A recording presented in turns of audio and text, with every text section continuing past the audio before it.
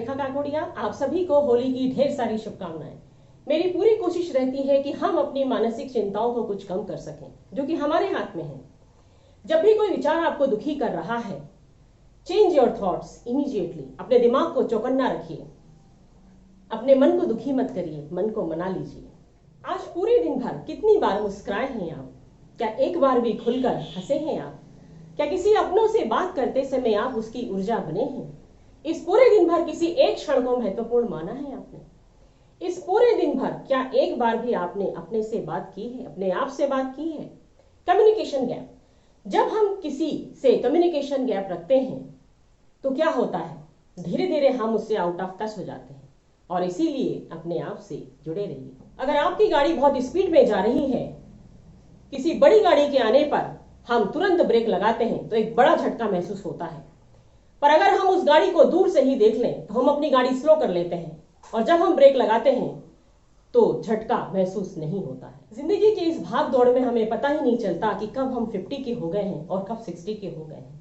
और इसीलिए इस तेज रफ्तार वाली लाइफ की गाड़ी को स्लो करते हुए ब्रेक लगाना है। झटके वाला ब्रेक नहीं, फील गुड वाला ब्रेक, ताकि आगे का सफर स्मूथ हो सके। क्या आपका कोई दिन ऐसा गुजरा है जब आपकी सारी योजना चौपट हो गई हो?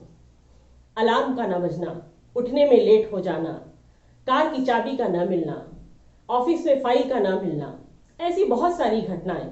अधिकतर हमारा समय ऐसे ही गुजरता है, हड़बड़ी में, जल्दबाजी में, तनाव में। कई बार समस्याएं इतनी बढ़ जाती हैं कि हम उनसे निपट ही नहीं पाते और हैरान हो जाते हैं। सुबह से रात तक हम सिर्फ मैनेज करने में लग जाते हैं और फिर नेक्स्ट डे शुरू हो जाता है। नतीजा यह होता है कि हम भावनात्मक रूप से उत्तेजित ही रहते हैं। जब प्रतिरक्षण तंत्र को लगातार सक्रिय रखा जाता है या अधिकतर उत्तेजित किया जाता है तो इसकी प्रतिक्रिया हमारे टिश्यू या ऊतकों को नुकसान पहुंचा सकती है। हमें अपनी रक्षा के लिए इस इन्फ्लामेशन के कारणों पर काबू पाने की जरूरत है। यह वही समय है जब हमें बाहर से एक्टिव और भीतर से बहुत रिलैक्स्ड होना है। अधिकांश गंभीर बीमारियों का एक बुनियादी हानिकारक कारण होता है और इन्फ्लामेशन ही इन बुनियादी कारणों में से एक है। हमारी आज की लाइफस्टाइल हमारे प्रतिरक्षण तंत्र को अति सक्रिय बनाने के लिए बार बार उत्तेजित करता रहता है। अगर हम भावनात्मक रूप से बार बार उत्तेजित होते रहते हैं तो हमारी रक्षात्मक प्रतिरक्षण तंत्र इन्फ्लामेशन को उत्पन्न करती है और यह इन्फ्लामेशन अनेक बीमारियों को उत्पन्न करता है। हमारे प्रतिरक्षण तंत्र की प्रतिक्रिया एक सी रहती है। इसका उद्देश्य हमारे डैमेज टिश्यू की मरम्मत करना होता है। कभी कभी यह हानिकारक भी हो सकती है अगर यह लंबे समय तक इन्फ्लामेशन बना रहा तो।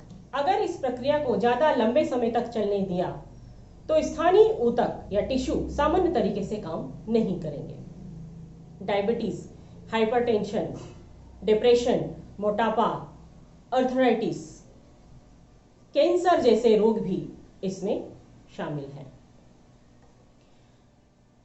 इन्फ्लामेशन ही इन रोगों का बुनियादी कारण है। मोटापा और टाइप 2 डायबिटीज की महामारियां इसलिए बढ़ रही हैं क्योंकि हम बुनियादी कारण का उपचार नहीं कर पा रहे हैं। एक शानदार कोशिश आपसे शुरू होती है अपनी सेहत की जिम्मेदारी खुद लेने से। ऐसा नहीं है कि जिम्मेदारी आप लेना नहीं चाहते, मगर हम उन लोगों में, अधिकतर उन लोगों में शामिल हैं जिन्हें पता ही नहीं है कि करना क्या है। यह कोशिश इस बारे में नहीं है कि आपको कैसा दिखना चाहिए, यह तो इस बारे में है कि आपको कैसा महसूस करना चाहिए। 50 या 60 साल के बाद भी हम स्वस्थ, ऊर्जावान और स्वस्थ विचारों से लबरेज जीवन जी सकें। जिंदगी में ऊर्जा बढ़ाने और जीवन को बेहतर बनाने में कभी देर नहीं होती। इससे कोई फर्क नहीं पड़ता कि आपकी उम्र क्या है, फर्क इस बात से पड़ता है कि आप अपने प्रति कितने समर्पित हैं।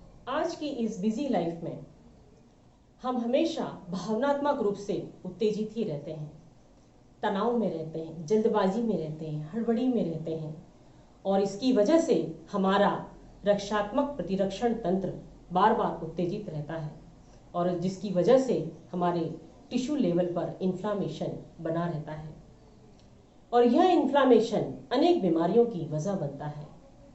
तो मेरी यही कोशिश है कि आप जब भी भावनात्मक रूप से बार बार उत्तेजित होते रहते हैं तो अपने आप को रिलैक्स भी करते रहिए। योग में योग निद्रा और ध्यान टिश्यू लेवल पर काम करते हैं और इन्फ्लामेशन को दूर करते हैं। क्योंकि गहरे शिथिलीकरण की अवस्था है ध्यान, जो हमारे पैरासिम्पैथेटिक नर्वस सिस्टम पर बहुत ही अच्छा काम करता है। अनुलोम विलोम जब हम करते हैं तो हमारे ईडा और पिंगला नाड़ी को एक्टिवेट करता है, जो सिंपैथेटिक और पैरासिम्पैथेटिक नर्वस सिस्टम को संतुलित करता है। जब हम 1:4:2 का रेशियो रखते हैं पूरा कुंभक और रेचक पर, इनहेल डीपली, ब्रीथ को होल्ड किया और एक्सेल कंप्लीटली, तो यह श्वास हमारे हाइपोथैलेमस को प्रभावित करता है, जो हमारे इमोशंस पर जिसका प्रभाव पड़ता है।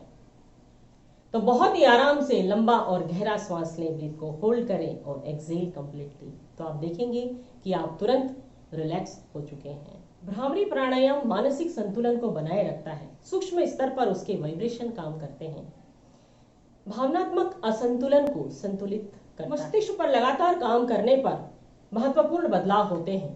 प्राण का सूक्ष्म रूप मन है। इसी तरह से मेरे साथ बने रहिए, जुड़े रहिए। मेरे वीडियो को ज्यादा से ज्यादा लाइक करें, शेयर करें और सब्सक्राइब करें। Thank you.